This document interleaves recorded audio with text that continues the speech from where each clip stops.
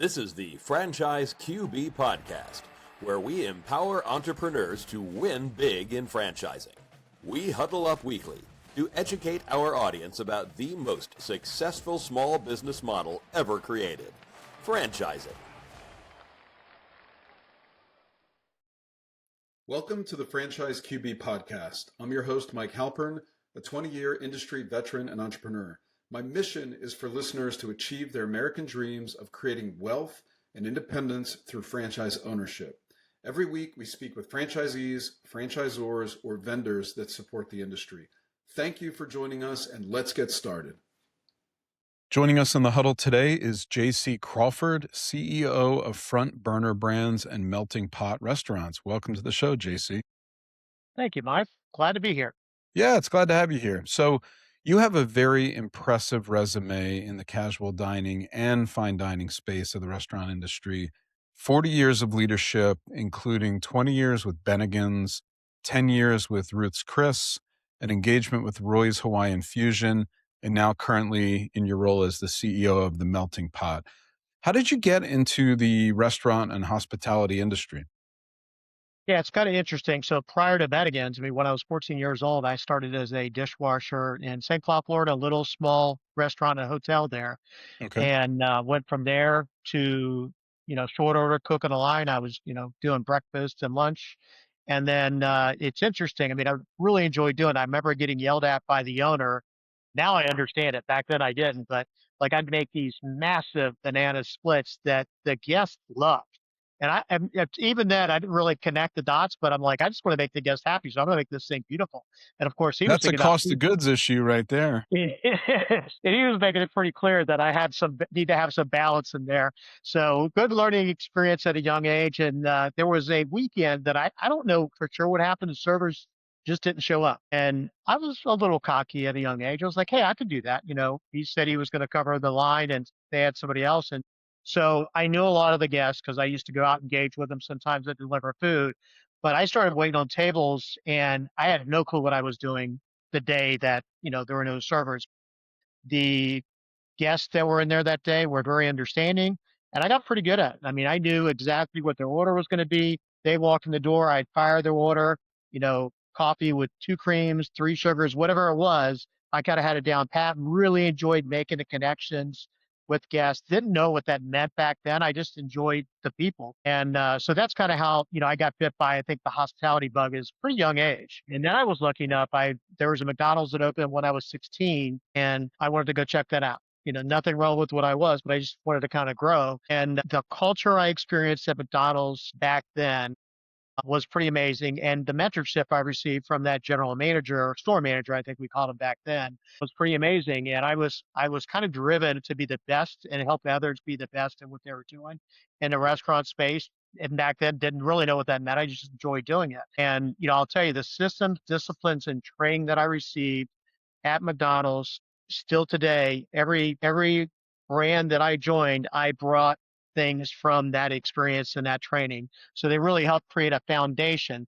I got kind of bit by the spark, the hospitality spark at that little restaurant in St. Cloud, Florida, and that continued with McDonald's and got a good solid training foundation that helped me support growth at Bennigan's, at Ruth Chris Steakhouse, at Roy's, and now being part of Melting.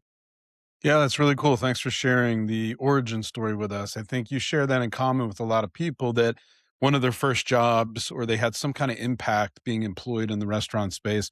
For me, I worked for Little Caesars as a delivery driver back in high school. I also worked with what was then Boston Chicken, became Boston Market. I don't even know if it's around anymore, but I learned a lot, like hard work and working with different people, different ages, different skill sets, different languages, the whole thing. And that kind of put me into a career of franchise development in the restaurant space for many years before I became a franchise consultant. So, JC, you've been with the Melting Pot and Front Burner Brands for 5 years and were promoted to CEO last year. Congrats on that promotion. What are some of the key lessons that you've learned stepping into the CEO role at a legacy brand like the Melting Pot? Yeah, it's interesting. I joined Melting Pot March of 2020. I remember calling the HR person like 2 weeks prior to me supposing to join. I'm like, are we still doing this? Like the world's kind of shutting down. He goes, yeah, Mike Mobley's his name.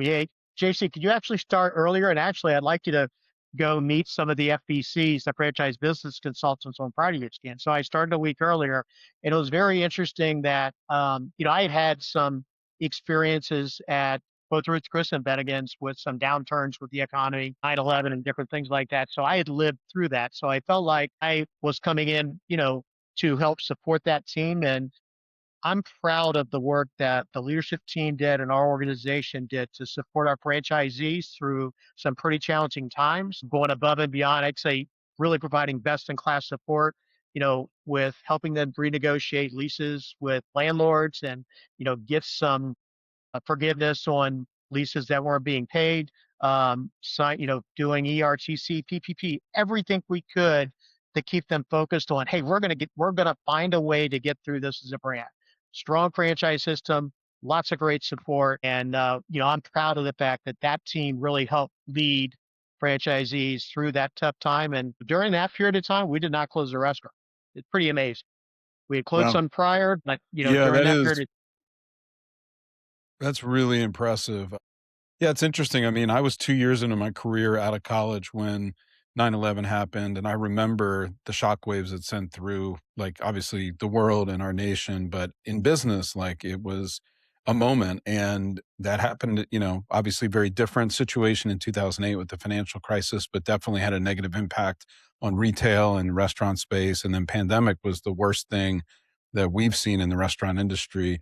Um, you were just thrown right into the fire there, like starting the gig, like right as, the world's coming to an end. So that's awesome that you guys put franchisees first and figured out ways to kind of keep them open and operating and having no closures is really a nice feather in your cap. I moved to Arlington, Virginia, where you have a location on Glebe Road in the Boston neighborhood. And that opened in 2000 and it's now 2026. So, I mean, my wife and I have been there a bunch over the years, and I know you have a couple additional units out in Gainesville and Reston, but I just love seeing a restaurant in the casual dining space and the fine dining space make it 25 years. I mean, that's a huge milestone. You guys just celebrated 50 years in business, but 25 for like a neighborhood restaurant near me is great. So, why do you think the melting pot has had the staying power in the marketplace that it's had over these past 5 decades?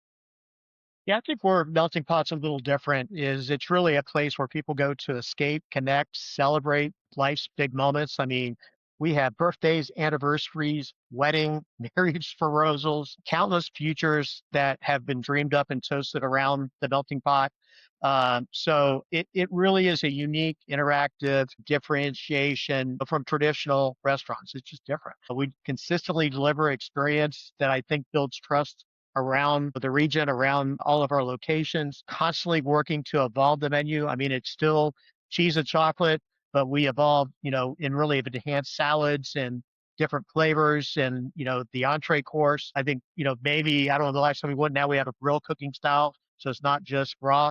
So pretty cool. And, it is great for date nights, celebrations, family gathers, and it really helps us kind of, during even times like now, people still want to celebrate birthdays, anniversaries, and all that, and they choose the melting pot. So I'm pretty Yeah, excited. absolutely. And what's kind of interesting is you have the task as CEO of kind of balancing that 50-year heritage and tradition, but also you have to innovate because you always have to stay relevant in the marketplace. Can you give us some examples of initiatives that have refreshed the guest experience, restaurant design, training, technology, things like that? Yeah, it's interesting.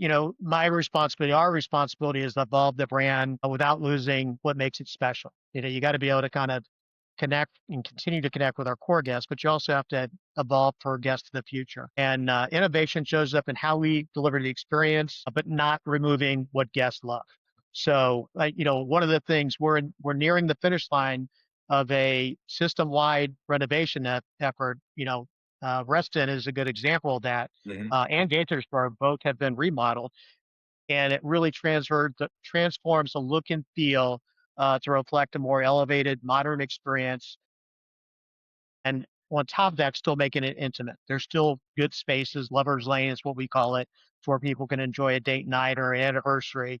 And you can see that, if you look at pictures of St. Petersburg that opened last year, Rogers, Arkansas, New Haven, Connecticut, all reflected that new design. We're probably about 85% of the way through the entire system. So if you haven't been, you got to go check it out. Yeah, I'm gonna be in Tampa next week, so maybe I'll see St. Pete's or maybe I'll go to Reston. That's a lot more convenient. It's only maybe 15 minutes from my house. So you mentioned all of those kind of design elements and even interior improvements. How about operations? Like, do you have to, you mentioned the grill component. How have you shifted operations to kind of stay current? Yeah, I mean, really everything and anything we can do to elevate the experience. I mean, here's a good example. A celebration menu is something we're in a process of testing. It is a challenge or has been a challenge historically to go to the Melting Pot with a large party. There are just so many choices that you have to make if you're hosting that. Okay. And so we're in the process about 34 locations are testing this throughout the holidays to where it basically really makes it easy. It's three different menu options, kind of a premium option, a mid-tier option, and entry level options where it makes it so much easier for our teams to execute. So from an operational standpoint, we're able to deliver the perfect night out, even though it's a large group. In addition to it's really giving the guests what they want. Lots of options, lots of choices, but making it streamlined to where we could do that. On top of that, we've evolved training systems. I mean, since I've joined, I brought on a phenomenal lead, director, trainer, Brad Stiles, that's done an amazing work of really fine-tuning our management training systems, creating, developing, and identifying training locations, and really putting together a solid training program that really helps guide new general managers and managers to have success in opening new restaurants, or if a franchisee is in need of a new general manager, a good training platform for them to leverage. We have continued every single year, we evolve training for employees. It has to change how they receive information. If we want them to have the ability to deliver the perfect night out, be inspired to do that, we have to constantly be looking at ways to do that in a different way to kind of meet them in the way they like to learn. Okay. Do you guys offer, or do you operate corporate stores, or are all your units owned by franchise owners? Yeah, we operate corporate stores. We have three: Minneapolis, St. Louis, and the one we just opened in St. Petersburg. Okay, cool. So let's kind of focus on the franchise side of it. Owner support, right? This is a sophisticated business. There's a lot of employees. The way that you do business is not like cookie cutter. So how does your ops team effectively like support franchise owners to maintain that consistency? Because you do have a nationwide footprint. Yeah. Yeah. First of all, we have a phenomenal, I mean, our franchisees, we've got great franchisees that have been in the system a long time. Many of them were like servers and got promoted into being a franchisee or decided to, purchase a franchisee 20, 30 years ago. So it's pretty impressive. Really work to partner them with phenomenal franchise business consultants that truly are business partners with them. It's not just about compliance. It's about getting in them and really help them understand how to improve their business. Each franchisee, depending on their cycle of time, they've been there 10, 15 years, or somebody has been there 2 or 3 years, needs something different. Some of them need things to help them grow their business. Some of them need cost control help. Some of them need to understand how to better invest time in their community. And we've got a super talented group of franchise business consultants that have been owners themselves, have been COOs, EVPs. And that's probably the biggest change I made when I joined, is really elevating that position to understand they have to maintain brand standards. And their mission is to make sure that our franchisees are delivering that, but they also have to make sure that our franchisees are having success in driving top line sales and bottom line results so they have long term sustained success. And then our support system within the home office, I mean, our tech stack that we provide to our franchisees, the amount of tools they have, they can look at a demand report and understand if their general manager doesn't have open table set up in a way that helps them be able to capture every bit of demand, or if they're not staffed properly for the demand that's coming in. And there's some great forecasting tools that we've continued to evolve to provide support for them, in addition to the training and operational support they do. Great stuff. Thanks, JC. So, in terms of the current footprint, I'm curious how many current melting pot restaurants are operating around the country, and then what is the thought on expansion and differentiation in the market? Yeah, there are 94 locations, 93 domestic, and then one in Canada. And, we're not looking to open 10, 12 restaurants a year, 3, 4, 5 restaurants a year. a good growth, I would say, but in a manner that we can support new franchisees to make sure they're set up for success. Yep, that makes sense. I mean, you want to make sure that, you get the right real estate and the right partner, and then the rest kind of works itself out. So I want to talk a little bit about philanthropy. Your organization has partnered with St. Jude's Children's Research Hospital and made a pretty substantial financial commitment. Can you talk a little bit about that? Yeah, I'm incredibly proud of the 20-year partnership that Bob started with actually one of our franchisees recommend. But a shout out to Mark Rosenthal that made that recommendation. Our core values and purpose are the heart of everything we do, supporting patients and families at St. Jude, fight against childhood cancer.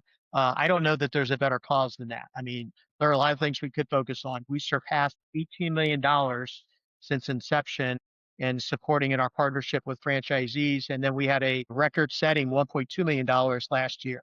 So Wow. pretty exciting. I actually had the opportunity, I think it was 2 years ago, my wife and I went to the facility in Memphis and it was amazing. It's just such a great organization and a great partnership for us. And, I feel like our guest value brands that make a difference, being involved in charity strengthens our connection to communities, and purpose and profitability can and should coexist. I love it. I mean, that's a significant commitment that you've made over a long period of time. And that recent contribution you mentioned of 1.2, I mean, that's just incredible. So congrats on that. And it's nice when the brand can deliver to its guests and also be mission driven like you guys are doing. So let's talk a little bit about who you want to join the system. It sounds like you have a lot of sophisticated operators that are well capitalized. That's who a lot of casual dining and fine dining chains are looking for in ownership. What's your ideal owner profile for someone that's going to join the system that may not currently operate a store, in your network? Yeah, good question. I'd say someone that has an entrepreneurial spirit wants to be in business for themselves, but not maybe by themselves. So they want, support of a franchisor with the systems, tools, and processes and guidance to help them have success. Ideally somebody that's really connected in their community. We're not, in fact, we have said no to people that wanted to live in a certain market, but try to operate a restaurant at a distance. Most of our franchisees live in the community they operate in. We have some multi-units that have great teams to support that, but that's kind of a general rule with new franchisees. We're hospitality centric and people focused brand, so they need to fit into that culture. Yep, makes sense. And then geographically speaking, are you open to, the market obviously has to fit your demographics, but nationwide, is there anywhere you won't go, or pretty much as long as you get the right owner and the right market, we'll consider it? Yeah, no, right owner, right market. And eventually, I think there's opportunity to expand further internationally, but I want to make sure our systems process and the support is buttoned up before we do that. I had the opportunity to do that with the other brands. I'd love to bring that to the multi. Yeah, makes sense. So let's talk a little bit about getting into the deal. If someone's like, I really want to participate in this sounds like, it's right up my alley. What are the startup cost ranges in item seven? I know with a big construction project, there's going to be variance, but what's our general guidance there? 1.6 million to 2.7 is kind of the range. Smaller footprint, we can do 1.6. Trying to work, it's interesting. Construction cost has gone up a lot, but that's kind of what we have on our item set. Okay. And then do you guys provide item 19 guidance so candidates can have an idea of what earnings might look like? Absolutely. Yeah. Okay, cool. On top of that, we provide some, additional things. We have obviously visibility with our company operator locations and food cost and beverage. You know, cost of goods is like a 20.9. We can provide some details like that with our company operator locations. Excellent. This has been great, JC. Anything else you want to add to the mix before we wrap up today? Yeah, I just simply say I can't, it's pretty amazing to me. Last year we celebrated our 50th anniversary. I'm honored to lead a brand with such a rich legacy and incredible, passionate franchisees. They're what drive our success. The Melting Pot's more than a restaurant. It's a place people gather to connect, celebrate, make lasting memories. And I'm excited to be part of it and excited to be leading the team that's helping us have a lot of success for the next 50 years. Well, I'm really glad that you chose to be a guest on the show. I will visit Reston because it's close and I want to see the remodel. And if anyone listening would like to connect with JC regarding front burner brands or the Melting Pot restaurants to learn more about becoming a franchise owner, contact me at franchiseqb.com and I'll get you connected with JC and his team. JC, thank you so much for taking the time to get in the huddle with us today. Yeah, thank you, Mike. Really, really enjoyed the conversation and look forward to hopefully meeting you in person soon. I did as well. Thanks so much. Thank you for listening to the Franchise QB podcast, where you're at the helm of your future as a franchise owner. If you enjoyed the content, please rate the show and recommend it to anyone that might be interested in franchising. Make sure to visit franchiseqb.com to subscribe to my newsletter and for an actionable playbook to go from walk-on to legend in your new business. Follow us on Twitter at QBFranchiseQB and join us every week for a new episode. See you next time. Visit franchiseqb.com to take the next step of your journey towards wealth, independence, and franchise ownership. And remember, when working for the man gets old, you must do something bold. Thank you for listening.